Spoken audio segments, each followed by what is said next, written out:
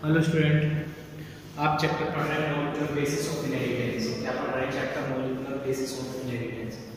जो आज टॉपिक पढ़ेंगे वो पढ़ेंगे mechanical, the machinery and the enzyme. The machinery and the enzyme, ठीक है। उसमें जो टॉपिक आएगा आपको कौन सा आएगा? रेप्लिकेशन। क्या आएगा? रेप्लिकेशन, ठीक है। क्या आएगा टॉपिक? रेप्लिकेशन। आपको ये पता है रेप्लिकेशन करने से पहले क्या जानते हैं कि जो डीएनए की दोनों स्ट्रैंड होते हैं, डीएनए के जो दोनों स्ट्रैंड होते हैं, टू स्ट्रैंड होते हैं, वो रेप्लिकेशन क्या होते हैं? दोनों के दोनों स्ट्रैंड होते हैं new synthesis new DNA, synthesis new DNA या formation of the new DNA होता है। कब? जब रेप्लिकेशन होता है। डीएनए से डीएनए का बनना, डीएनए से डीएनए का बनना और डीएनए से डीएनए का मतलब दोनों स्ट्रैंड जो डीएनए के होते हैं वो क्या होते हैं? दोनों स्ट्रैंड होते हैं वो क्या करते हैं? न्यू सिंथेसिस न्यू डीएनए, नए डीएनए का फॉर्मेशन करते हैं, जिसे क्या बनाता है? रेप्लिकेशन। रेप्लिकेशन में क्या होता है? सबसे पहले जो एंजाइम होता है वो मेन एंजाइम क्या है? डीएनए पॉलीमरेज, जिसको बुलाता है डीएनए डिपेंडेंट डीएनए पॉलीमरेज। क्या बुलाता है? डीएनए डिपेंडेंट डीएनए पॉलीमरेज जो होता है एंजाइम, जो क्या करता है? डीऑक्सीन्यूक्लियोटाइड जो होते हैं, डीऑक्सीन्यूक्लियोटाइड आप जानते हैं एक मोनोमर होता है जो क्या करते हैं? जुड़ के एक दूसरे से क्या होते हैं? न्यूक्लियोटाइड जुड़ते हुए चलते हैं, किसकी वजह से? बनते हुए चलते हैं। वो डीएनए पॉलीमरेज एंजाइम होता है, बनाता हुआ चलता है, जोड़ता हुआ चलता है, बनाता हुआ चलता है। तो क्या होता है? जो बनते हुए रहते हैं, एक के बाद एक न्यूक्लियोटाइड बनते रहते हैं, तो क्या होता है? उससे रेप्लिकेशन हो जाता है। क्या हो जाता है? उससे रेप्लिकेशन। जैसे कि हमारे पास डीएनए क्या है? हमारे पास स्ट्रैंडेड है, स्ट्रैंड होते हैं सेपरेट होंगे, सेपरेट होने के बाद में क्या होगा? जो स्ट्रैंडेड है इनमें क्या होगा? न्यू सिंथेसिस डीएनए होगा। ये वाला अलग करेगा, ये वाला स्ट्रैंडेड अलग करेगा, दोनों का दोनों, ठीक है। इसमें जो काम होता है वो कौन करता है? मेन एंजाइम कौन है? डीएनए पॉलीमरेज, ठीक है। लेकिन आपको ये पता होना चाहिए जो इकोलाई बैक्टीरिया है, कौन? इकोलाई बैक्टीरिया में जो कितने बेस पेयर होता है? 4.6 × 10⁻6 जो होता है बेस पेयर होते हैं, 10 × 10⁻6 बेस पेयर होते हैं। उनको बेस पेयर को क्या करना? रेप्लिकेशन करने के लिए कितनी मिनट्स लगती है? 80 मिनट्स लगती है, ठीक है ना। पूछ लिया था कितनी मिनट्स लगती है? 80 मिनट्स लगती है। कितनी? 80 मिनट्स। पूरा का पूरा जो डीएनए होता है इकोलाई का वो रेप्लिकेशन जब करता है तो उसमें 80 मिनट्स का टाइम लगता है। क्लियर है? डीएनए में कितना होता है? 6 × 10⁹ 9, ठीक है। उसमें अधिक टाइम लगता है। सबसे कम बेस पेयर में टाइम लगता है, कितना लगता है? 80 मिनट्स लगता है। क्लियर है? कोई प्रॉब्लम? इसके बाद आपको ये पता होना चाहिए कि ये तो पता चल गया कि डीएनए जो होता है रेप्लिकेशन में होता क्या है? डीएनए से डीएनए का फॉर्मेशन या पेयर्ड का जो डीएनए होते हैं उनसे न्यू डीएनए का फॉर्मेशन होना, वो क्या है? रेप्लिकेशन है, ठीक है। जो इंफॉर्मेशन क्या होती है? पेरेंटल डीएनए के पास होती है, वो क्या होता है? डॉटर डीएनए या न्यू डीएनए के पास जो इंफॉर्मेशन होती है ट्रांसफॉर्म हो जाती है, वो क्या कहलाती है? Replication. Is that clear? Replication में क्या होता है? एनर्जी की रिक्वायरमेंट होती है। एनर्जी की रिक्वायरमेंट किस नाम से होती है? जिसे बुलाता है डीऑक्सीराइबोन्यूक्लियोटाइड ट्राइफॉस्फेट। क्या बुलाता है? डीऑक्सीराइबो, क्या बोलेंगे? डीऑक्सीराइबोन्यूक्लियोसाइड ट्राइफॉस्फेट। क्या बोलेंगे? डीऑक्सीराइबोन्यूक्लियोसाइड ट्राइफॉस्फेट। उस एनर्जी को बुलाता है जो डुअल पर्पस में काम करती है। एक तो रेप्लिकेशन में काम करेगी, रेप्लिकेशन में हाई अमाउंट ऑफ एनर्जी चाहिए, बहुत ज्यादा एनर्जी की रिक्वायरमेंट होती है ये सब रेप्लिकेशन में। और एनर्जी किस नाम से आती है? एटीपी नहीं, क्या नाम होता है? डीऑक्सीराइबो। एनर्जी पूछ जाता है कि एनर्जी किस नाम से यूज होती है? उस एनर्जी का नाम होता है डीऑक्सीराइबो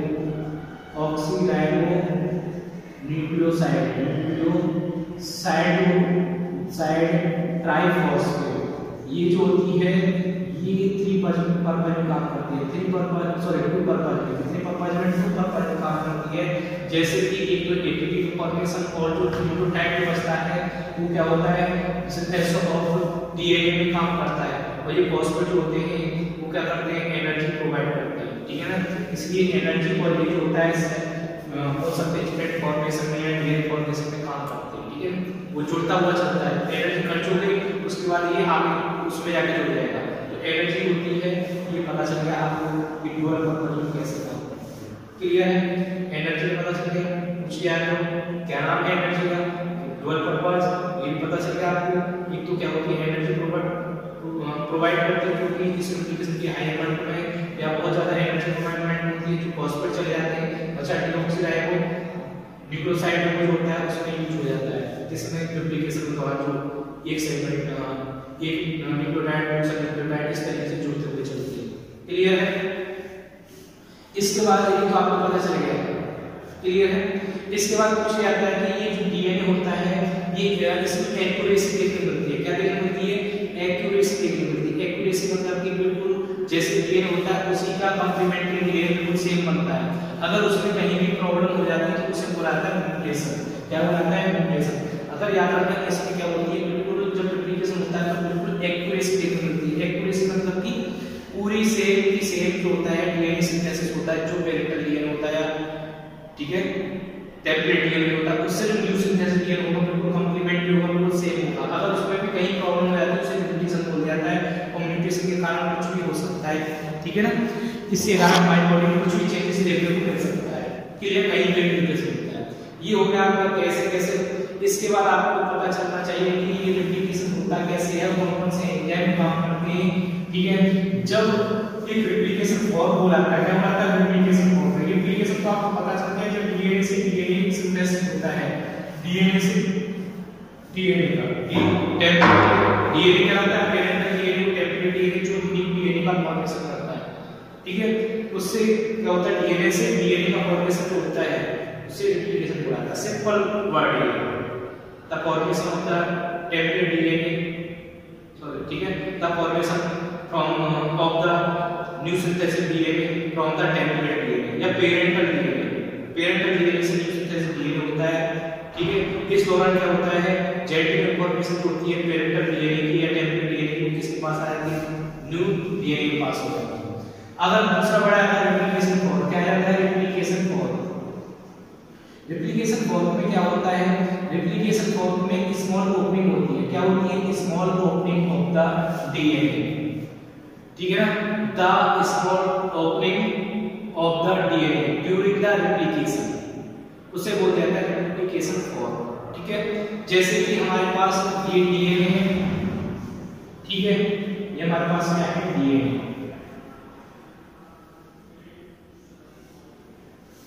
ठीक है? ये डीएनए क्या है? स्ट्रैंड है। इसमें जो ओपनिंग होती है, ठीक है, इसमें क्या होती है? सब के सब किसके द्वारा? नाइट्रोजनस बेस होते हैं। ठीक है? नाइट्रोजनस बेस होंगे तो क्या होगा?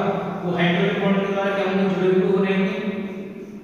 इसके द्वारा हाइड्रोजन बॉन्ड। आपको पता है कि एल्डिहाइड के सामने थायमिन से जुड़ता है तो दो हाइड्रोजन बॉन्ड के द्वारा, और साइटोसिन जो होता है वायोसिन से जुड़ता है तो तीन हाइड्रोजन बॉन्ड के द्वारा होता है। ठीक है? ठीक है? ये जो होता है जुड़ता है। अब ये क्या होगा? जब सेल रेप्लिकेशन होगा तो रेप्लिकेशन के दौरान क्या होगा? एक स्मॉल ओपनिंग होगी। स्मॉल ओपनिंग के दौरान क्या होंगे? एंजाइम काम करेंगे, फंक्शन करेंगे। एंजाइम का वर्क होगा। ठीक है?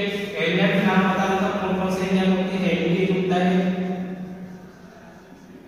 ठीक है, दूसरा होता है टोपोआइसोमेरेज,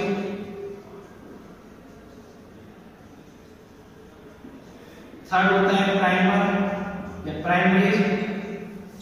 ठीक है? जो आरएनए का पार्ट होता है, आरएनए पॉलीमरेज का पार्ट होता है, आरएनए पॉलीमरेज का सेगमेंट होता है, उसे प्राइमर बुलाते हैं, प्राइमरेज बुलाते हैं। नंबर 4 डीएनए पॉलीमरेज, और नंबर 5 एंजाइम होता है लाइगेज। ये एंजाइम होते हैं।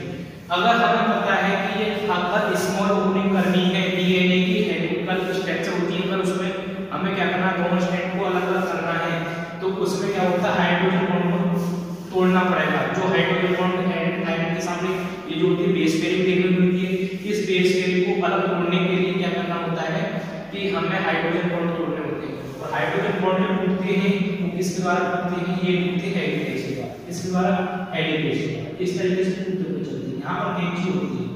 ये जो कैंची मतलब कि हेलिकेज एंजाइम कौन सा होता है? हेलिकेज एंजाइम होता है।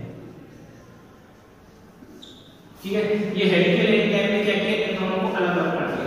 अगर जब इन दोनों को अलग अलग करेंगे, रस्सी की तरह खींचेंगे दोनों टाइम, जब दोनों स्टैंडर्ड अलग होंगे तो ऊपर क्या रहेगी, सुपर कॉइलिंग होगी, दोनों तो बहुत एंगल सी हो जाएगी, ऊपर सुपर कॉइलिंग बन जाएगी। और उस सुपर कॉइलिंग को रिमूव करने के लिए एरिया होता है, वो बुलाता है टोपो आइसोमेरेज। क्या बुलाया जाता है, टोपो आइसोमेरेज। ये क्या करता है टोपो आइसोमेरेज, ये सुपर कॉइलिंग जो होती है उसे रिमूव करता है। जो ऊपर जैसे स्टैंड अलग अलग होंगे तो ऊपर क्या होगा, एटनाइट स्टैंड में सुपर कॉइलिंग देनी होती है, उसको रिमूव करने के लिए क्या होता है, एरिया होता है, उसको बुलाता है टोपो आइसोमेरेज। क्या बुलाता है, टोपो आइसोमेरेज। इसके बाद ये दो एरिया होंगे। इसके बाद होता है कि ये जो होता है तीसरा एरिया होता है प्राइमर होता है। प्राइमर क्या करता है, एक आंखों का काम करता है किसके, डीएनए पॉलीमरेज के लिए।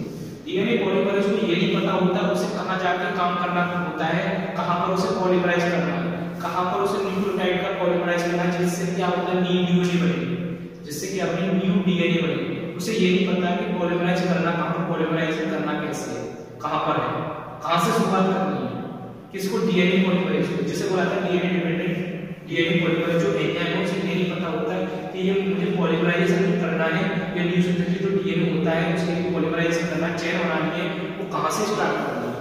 ठीक है, उसके लिए जो होता है, इसको बताने के लिए जो आंखों में काम करता है वो प्राइमर करता है। प्राइमर जो होता है वो क्या करता है, जैसे कि 3 से 5 क्या होता है, पॉलिमरिटी देखने को मिलती है, एक की होती है 5 to 3 पॉलिमरिटी। ठीक है, अब इसमें जो प्राइमर जो जुड़ेगा वो क्या होगा, ये एंटीपेरल से जाएगा, ये जो होता है याद रखना पॉलीमराइजेशन जो होता है वो 5 to 3 पॉलिमरिटी की तरफ होता है। 5 to 3 पॉलिमरिटी की तरफ क्या होता है, पॉलीमराइजेशन होता है। तो 5 to 3 इस तरीके से क्या होगा, ये जो होगा कंप्लीमेंट्री इस तरीके से पॉलीमराइजेशन होगा 5 to 3। ठीक है, 5 to 3 जब होगा तो उसमें क्या होगा, शुरुआत करने के लिए मैंने पहले बताया था प्राइमर या प्राइमरेज एंजाइम होता है, जिसके आरएनए का पार्ट होता है। आरएनए का ऐसा होता है जो क्या काम करता है, शुरुआत करता है, उसे बताता है कि पॉलीमराइजेशन होता है यहां से करना है। ठीक है, किसको, डीएनए पॉलीमरेज को बताना है, ये प्राइमर बताता है कि भाई तुझे यहां से क्या करना है, पॉलीमराइजेशन करना है। ठीक है, न्यूक्लियोटाइड बनाने के लिए चलना है, जिससे क्या होता है, डीएनए क्या होगा, रिप्लिकेशन देखने को मिलेगा। क्या देखने को मिलेगा, डीएनए रिप्लिकेशन देखने को मिलेगा। इसको जो बोलते हैं ये कंटीन्यूअस, जैसे जैसे ओपनिंग होती चलती है वैसे वैसे क्या होता है, इसमें कंटीन्यूअस क्या होता है, रिप्लिकेशन देखने को मिलता है। इसको बोला जाता है कंटीन्यूअस सिस्टम। क्या बोला जाता है, कॉन्टिन्यूअस सिंथेसिस, कॉन्टिन्यूअस सिंथेसिस बोला जाता है, जिसका दूसरा नाम होता है कंटीन्यूअस सिंथेसिस को हम बोल देते हैं क्या, इस कंटीन्यूअस सिंथेसिस को बोल देते हैं हम लेडिंग स्टैंड। क्या बोलते हैं, लेडिंग स्टैंड। ठीक है, यहाँ पर जो एंजाइम काम कर रहा है उस एंजाइम का नाम क्या है, प्राइमर जोड़ने के लिए 5 to 3 पॉलिमरेज के साथ जोड़ने के लिए वो होता है प्राइमर। कौन सा होता है, प्राइमर। आगे जो एक एंजाइम काम करता है वो चलता है आगे, उसे क्या बोलते हैं, प्राइमर। क्या बोलते हैं, डीएनए पॉलीमरेज। क्या बोलते हैं, डीएनए पॉलीमरेज। ठीक है, ये तो 5 के सामने 5 पॉलिमरेज आ गई तो कंटीन्यूअस देखने को मिलेगा, कंटीन्यूअस चल रहा है ना, क्योंकि 3 के सामने होगा 5 भी जुड़ेगा, प्राइमर कंटीन्यूअस। लेकिन जो सामने वाला जो दूसरा स्टैंड होता है, जो दूसरा टेम्परेचर स्टैंड जो होता है उसकी कितनी है, 5 to 3 पोलैरिटी। तो उसमें क्या होगा, जैसे जैसे स्मॉल ओपनिंग होगी तो उसकी एंटी पैरेलल जो आएगा वो क्या होगा, 5 to 3 रीजन आ जाएगा, तभी तो आएगा। जैसे स्मॉल ओपनिंग हुई पहले थोड़ा सा खुलेगा 5 to 3 रीजन पे आएगा, फिर थोड़ा सा खुलेगा तो 5 to 3 रीजन आएगा, फिर थोड़ा सा खुलेगा तो 5 to 3 रीजन। इस तरीके से क्या होगा, ओपनिंग होती चलेगी। ये जो होंगे ये प्राइमर होगा, जैसे ओपनिंग हुई वहीं प्राइमर हो जाएगा, फिर पॉलीमराइजेशन करेगा आगे, फिर थोड़ा सा खुलेगा। शुरुआत में ऐसे करके जैसे स्मॉल ओपनिंग हुई, प्राइमर यहाँ पे खुला, फिर उसने क्या किया, थोड़ी सी ओपनिंग हुई तो यहाँ पे क्या किया, उसने ओपनिंग के साथ पॉलीमराइजेशन कर दिया। इतनी ओपनिंग के बाद फिर कुछ समय बाद फिर और ओपनिंग हुई रिप्लिकेशन के लिए, तो क्या हुआ, फिर प्राइमर यहाँ पे आके जुड़ गया प्राइमर। ठीक है ना, प्राइमर यहाँ पे जुड़ गया, उसने क्या किया, डीएनए पॉलीमरेज, फिर उसके साथ डीएनए पॉलीमरेज जा जुड़ा, उसने क्या किया, फिर और पॉलीमराइजेशन कर दिया। इतना हो गया, फिर सेगमेंट हो रहा है, फिर थोड़ा सा होगा, वो क्या है 5 to 3, फिर उस तरीके से। ठीक है, ये होता है डिसकंटिन्यूअस। जबकि इसमें क्या था, खुलता हुआ चल रहा है, आगे तरफ बढ़ता हुआ चल रहा है। इसमें क्या बड़ा टाइम पीछे से जुड़ेगा, बैक से जुड़ता है, अंदर की तरफ से जुड़ता है, राइट, बाहर की तरफ पॉलीमराइजेशन होता है। किस पर? Discontinuous synthesis. इसे बोलते हैं discontinuous synthesis, discontinuous synthesis.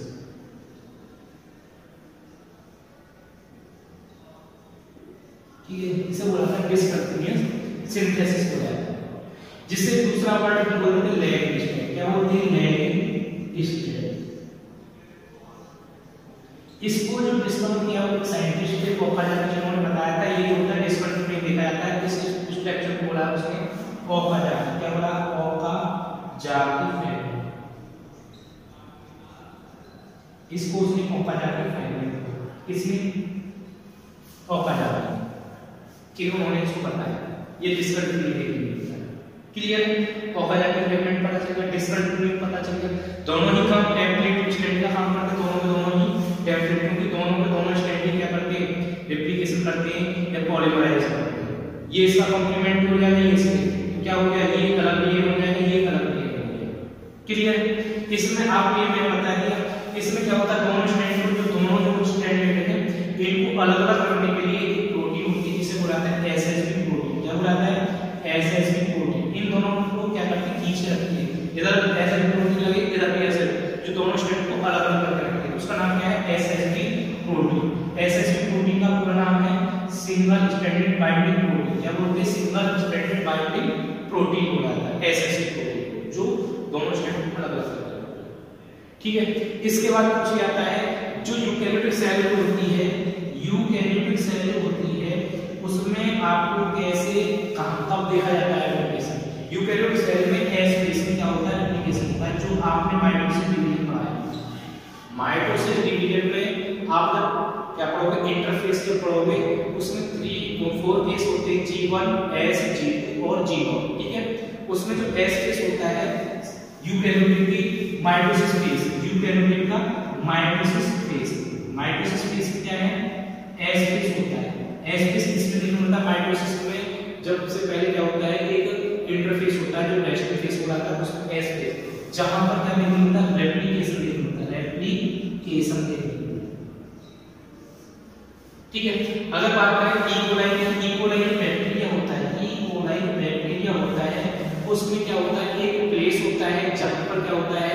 Replication start होता है। उसे नाम जानते हैं, उस प्लेस का नाम है ओरी ऑफ रेप्लिकेशन। क्या बोला था? ओरी ऑफ रेप्लिकेशन। जिस प्लेस से क्या होता है? रेप्लिकेशन स्टार्ट होता है, डीएनए में रेप्लिकेशन स्टार्ट होता है। ठीक है ना, उसे किस नाम से जानते हैं? ओरी ऑफ रेप्लिकेशन के नाम से जानते हैं। रेप्लिकेशन किसमें? ई कोलाई बैक्टीरिया, ओरी ऑफ रेप्लिकेशन या ओरी ऑफ रेप्लिकेशन, जहां से क्या होता है? रेप्लिकेशन स्टार्ट होता है। लेकिन मैंने आपको बता ही दिया कि रेप्लिकेशन शुरुआत करने के लिए प्राइमर होता है, इसमें आगे जुड़ता है प्राइमर, जो क्या होता है? उसको आंखों का काम करता है, क्योंकि यहाँ से पॉलीमराइजेशन स्टार्ट करना और आगे की तरफ ले जाना है। ठीक है ना, ऐसे होते हैं, जैसे ओपनिंग होती है प्राइमर होता है, तो पॉलीमराइजेशन के लिए ओकाजाकी फ्रेगमेंट काम करता है। ठीक है, अब ये क्वेश्चन पूछा जाता है, ये दोनों जो होती है फ्रेगमेंट जो होते हैं वो जुड़ते किसके द्वारा है? ये दोनों फ्रेगमेंट जो होते हैं, ये जो जितने फ्रेगमेंट बन रहे हैं छोटे छोटे टुकड़ों में डिसकंटिन्यू होते हैं, इनको कंटीन्यूअस करना है, क्योंकि डीएनए जो होता है कंप्लीमेंट्री रखेंगे तो पूरा पूरा डीएनए होगा, तो एंटीपैरल जब बढ़ेगा उसके लिए जो उसको कंटीन्यूअस बनाने के लिए आगे क्या होता है? इन दोनों को क्या, जो सेगमेंट होते हैं उनको जोड़ने के लिए एक नया काम करता है। उसे जो जोड़ने के लिए काम करता है, इन दोनों स्ट्रैंड को जोड़ने के लिए, प्लस को जोड़ने के लिए, जो जिनको जोड़ने के लिए काम करता है वो काम करता है लाइगेज। कौन सा है? लाइगेज। ठीक है, मैंने आपको ये एरिया को पता चल गया लाइगेज का काम क्या है? जोड़ना। डीएनए पॉलीमराइज का काम क्या है? न्यूक्लियोसाइड या न्यूक्लियोटाइड जो होते हैं उनका पॉलीमराइज करना, जैसे डीएनए करता है। प्राइमर का काम क्या है? न्यूक्लियोटाइड बेस बताना, कहां से क्लॉकवाइज बेस का काम क्या है?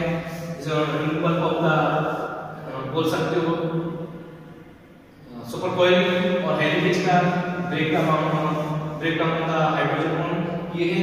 और मैंने आपको एसएसबी प्रोटीन बता दिया। यूकेरियोटिक सेल में आपको मैंने बता दिया ई कोलाई सेल में क्या होता है? ओरी ऑफ रेप्लिकेशन देखने मिलता है, प्लेस जहां से रेप्लिकेशन स्टार्ट होता है।